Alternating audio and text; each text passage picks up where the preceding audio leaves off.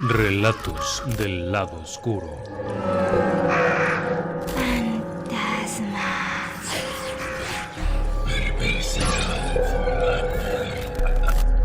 Relatos del lado oscuro.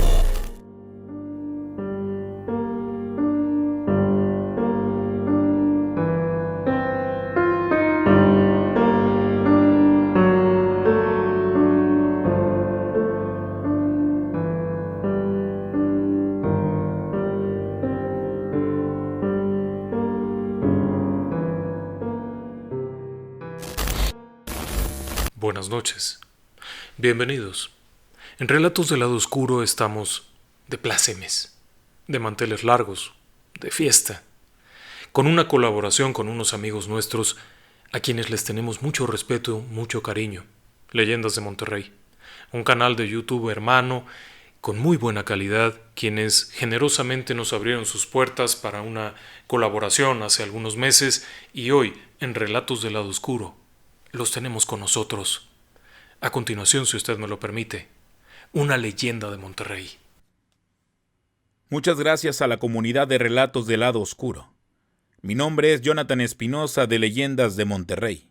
Somos un canal que inició narrando las leyendas tradicionales de nuestra ciudad y recopilando historias de nuestra comunidad, quienes amablemente han depositado su confianza y nos comparten sus experiencias paranormales. En la actualidad compartimos historias interesantes de todas partes. Es un honor ser la voz narrativa de las anécdotas de nuestros apreciados seguidores. Agradecemos a este magnífico canal el haber aceptado nuestra primera invitación de colaboración. Brindamos nuestro reconocimiento a tan extraordinario canal y agradecemos el espacio brindado. Monterrey, capital del estado de Nuevo León, es un lugar lleno de tradiciones y leyendas. Existen fantásticos relatos que nos llevan a elevar la imaginación y que ya forman parte de la rica tradición cultural de nuestro estado. A continuación, compartimos esta interesante historia, esperando sea de su agrado.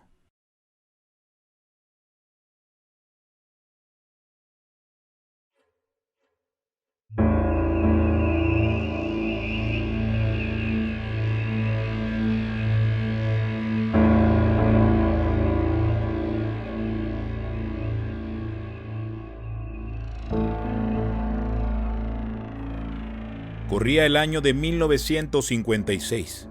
La ciudad de Monterrey en esa época era una ciudad tranquila donde la gente aún podía hacer recorridos nocturnos, sin tantos peligros como lo es en la actualidad. En aquel entonces, Ignacio era un joven de 20 años. Provenía de una familia humilde y sencilla. Él y su familia habitaban en el municipio de Santa Catarina. Desde muy chico, tuvo que trabajar en diferentes áreas para apoyar la economía familiar.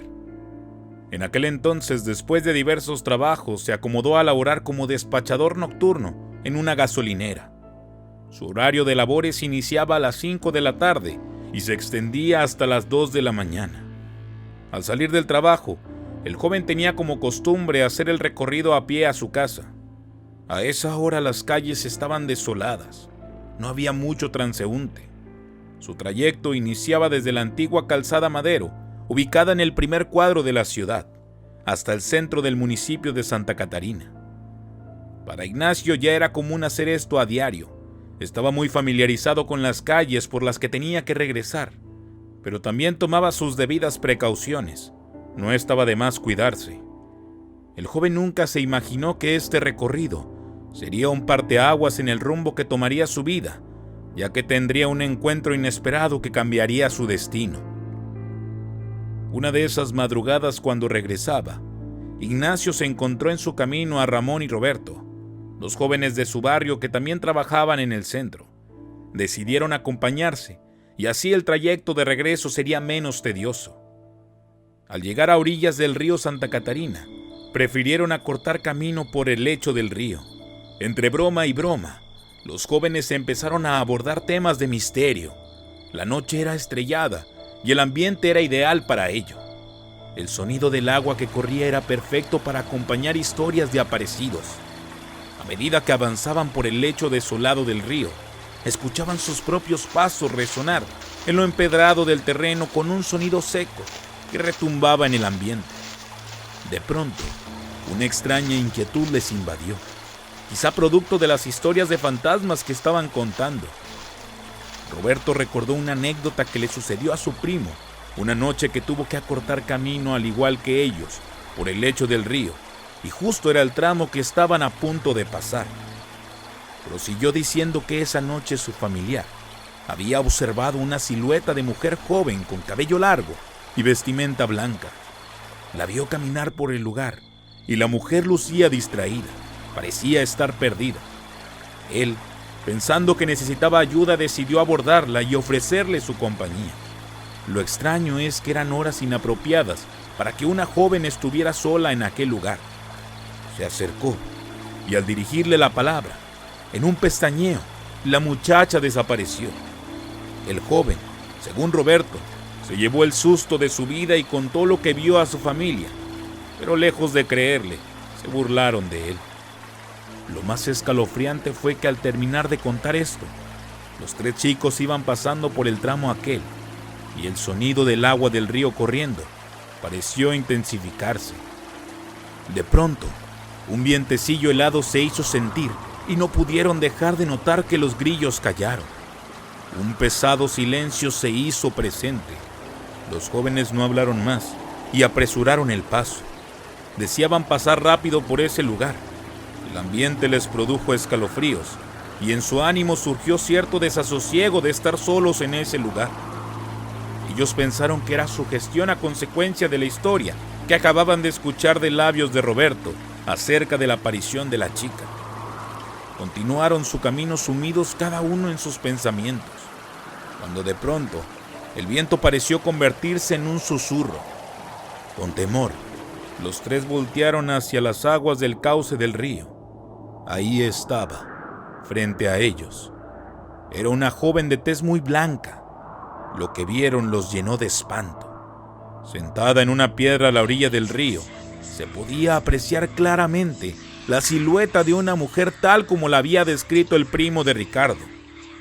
Con temor, la observaron por breves instantes. Aquella chica parecía no darse cuenta de su presencia. Peinaba su larga cabellera, mientras parecía susurrar algo que no se le entendía. Asustados intercambiaron miradas entre ellos y apretaron el paso. Tenían miedo, ya que sabían que la joven no era una persona de este mundo y no quisieron investigar, ni siquiera voltear a verla. Al pasar junto a ella, escucharon una voz suave y melodiosa diciendo: «Ignacio». Parecía que al decir el nombre cantaba. Se escuchaba tan dulce. Había llamado a Ignacio por su nombre. Al oír esto, sin decir nada, se echaron a correr sintiendo detrás de ellos aquel espectro. Después de varios minutos de correr y alejarse del lugar, se detuvieron y voltearon. A lo lejos no se observaba nada. Siguieron el camino a sus hogares visiblemente espantados, pero al despedirse, acordaron no comentar nada a sus familias por temor a que se burlaran de ellos, como le había sucedido al primo de Roberto. En el transcurso del día, Ignacio no dejaba de pensar en aquel extraño encuentro. Tenía miedo de pasar de nuevo por aquel lugar, pero le intrigaba el hecho del por qué la mujer lo llamó por su nombre. Algo le decía dentro de él que tenía que volver.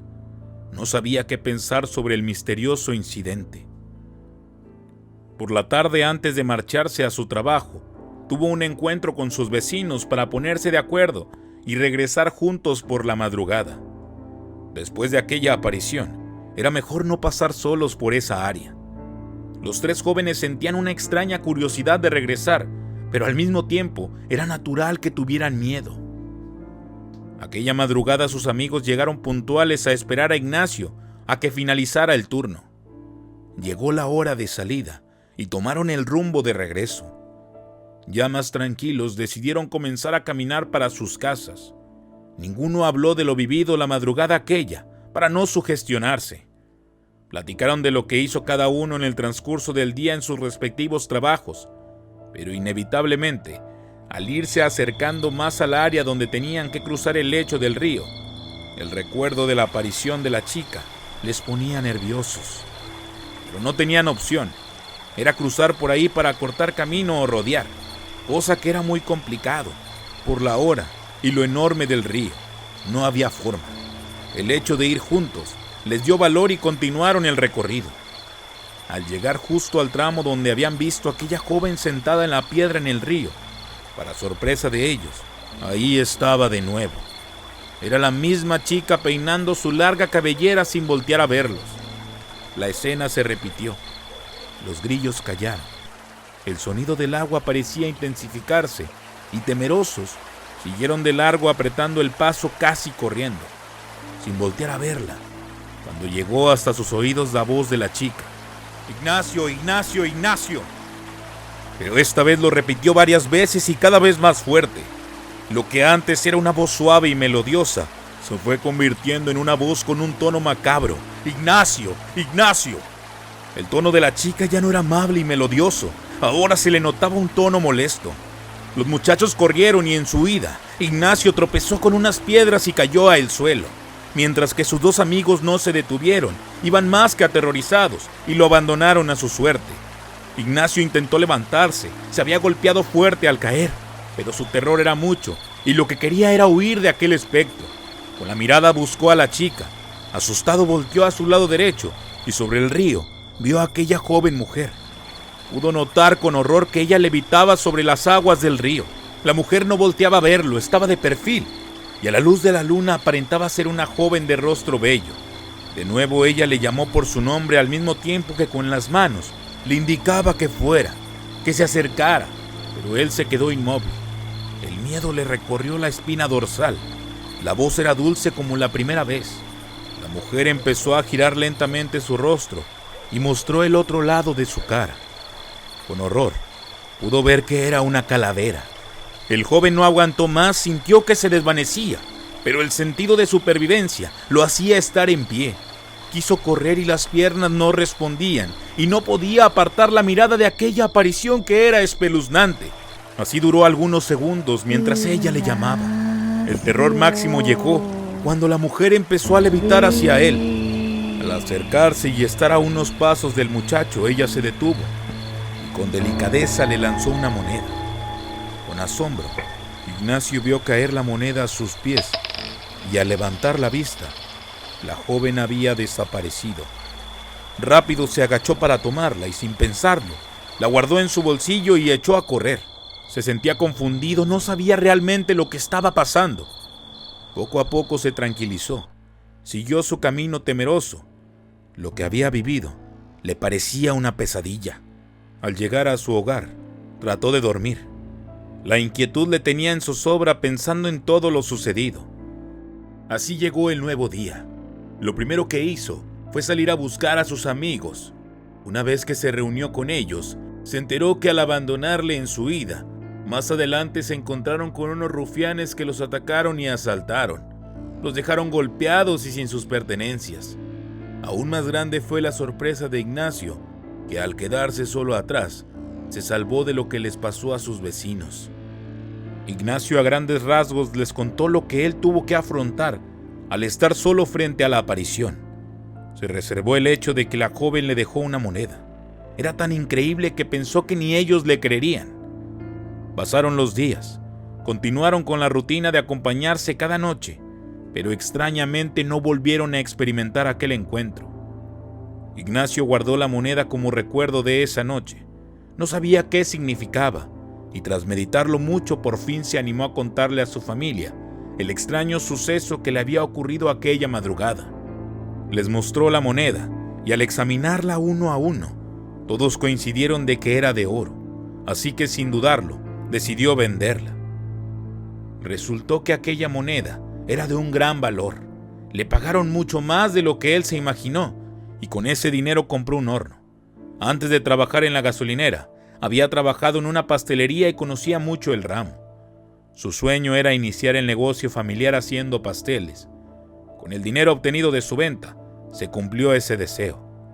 Ignacio nunca supo por qué aquella aparición lo eligió para entregarle la moneda, pero gracias a ello, tuvo un próspero negocio de pastelería y se convirtió en el dueño de una cadena de pastelerías muy prestigiada en la ciudad de Monterrey, Nuevo León. Al paso de los años, nunca olvidó la macabra experiencia de su encuentro con la joven del río. Si te gustó la historia, te invitamos a dejar tu like y compartir. Activa la campanita para que te avise que hay un nuevo video. Mi nombre es Jonathan Espinosa y esto es Leyendas de Monterrey. ¿Qué le ha parecido? Interesante, ¿cierto? Esta es una leyenda muy clásica de México, pero no es privativa de México. En otros países existen leyendas acerca de la cegua, en otros lugares de Europa existen las damas blancas. En general, estas leyendas cercanas a zonas de agua, que buscan de alguna forma un contacto, que establecen una relación, durante años se ha contado que es con hombres y que la entidad es femenina. En realidad no es exactamente así, o sea, no es privativo, puede haber apariciones masculinas y femeninas, pero generalmente se les llama damas blancas y tienden a ser particularmente agresivas en algunas ocasiones. La gran mayoría de los relatos acerca de estos fenómenos terminan de forma trágica. Sin embargo, este en particular resulta muy intrigante. La dama blanca probablemente se sintió atraída hacia este muchacho. En fin, esperamos que haya sido de su agrado y les enviamos nuestro agradecimiento a Leyendas de Monterrey, nuestros mejores deseos, un fuerte abrazo. Sabemos que tienen un público estupendo. Ojalá, y si tiene usted oportunidad, pase por ahí y los visite. Tienen cosas muy interesantes. Muy buenas noches.